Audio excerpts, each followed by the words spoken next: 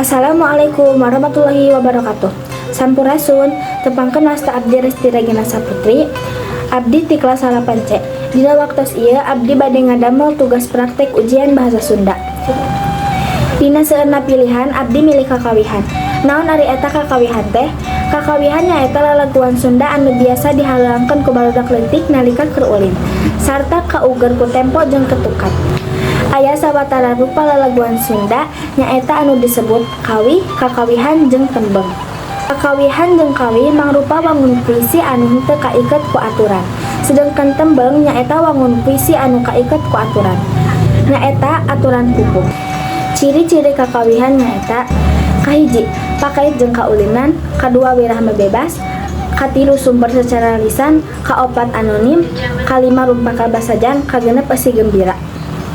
Contoh kakawihan kahiji nyaeta cinciripit. Cinciripit tulang bajing, kacapitku bulu pare seseukeutna. Jol pak dalang mawawayang jerek nom. Contoh kakawihan nu kadua nyaeta hompimpah. Hompimpa alayung gamreng, maija make baju gomreng.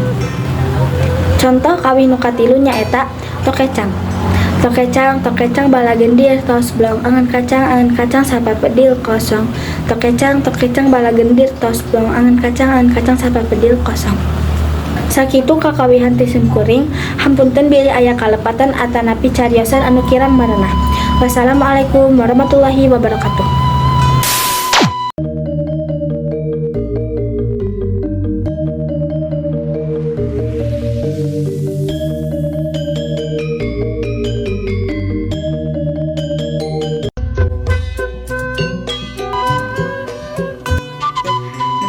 Nami abdi Sri Ayu Wulandari dari salakan abdi bade nepangkeun praktek bahasa Sunda.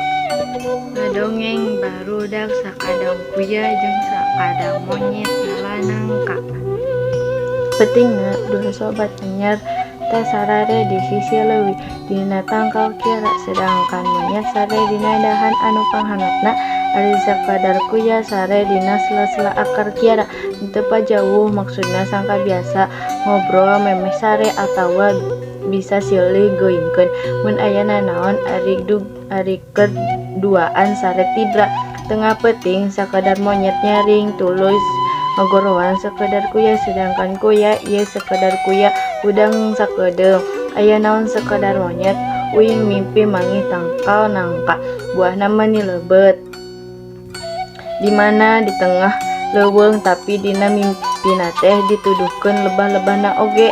Itu dongeng cerita ti abdi, hampunten bilih aya kalepatan. Assalamualaikum warahmatullahi wabarakatuh.